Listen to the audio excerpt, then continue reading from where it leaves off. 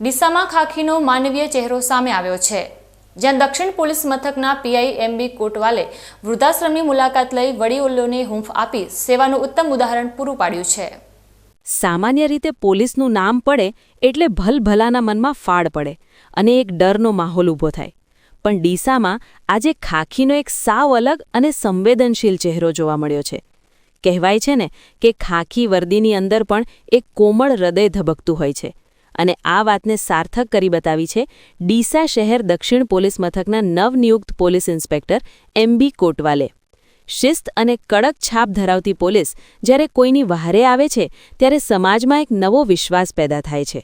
આજે પીઆઈ કોટવાલે પોતાની વ્યસ્ત ફરજમાંથી સમય કાઢીને માનવતાનું ઉત્તમ ઉદાહરણ પૂરું પાડ્યું છે, જેની અત્યારે સમગ્ર પંથકમાં ભારે પ્રશંસા થઈ રહી છે. ડીસાના પાટણ હાઈવે પર આવેલા સુદામા વૃદ્ધાશ્રમમાં આજે અચાનક પોલીસની ગાડી આવીને ઊભી રહી. પણ આ વખતે કોઈ ગુનેગારને પકડવા માટે નહીં, પરંતુ વડીલોના આશીર્વાદ લેવા માટે. પીઆઈ એમબી કોટવાલ પોતાની ટીમ સાથે આ વૃદ્ધાશ્રમની મુલાકાતે પહોંચ્યા હતા. કડકડતી ઠંડીના આ દિવસોમાં આશ્રમમાં આશરો લઈ રહેલા નિરાધાર વડીલોને હૂંફ આપવા માટે તેમણે શાલનું વિતરણ કર્યું હતું. મુલાકાત દરમિયાન જ્યારે પીઆઈ કોટવાલ વડીલોને મળ્યા ત્યારે તેમના ખબર અંતર પૂછતા તેઓ પોતે પણ ભાવુક થઈ ગયા હતા. તેમણે દરેક વૃદ્ધ પાસે બેસીને તેમની લાગણીઓ સમજી હતી અને પોલીસ માત્ર સુરક્ષા માટે જ નહીં પણ સેવામાં પણ હંમેશા તત્પર છે તેવો અહેસાસ કરાવ્યો હતો.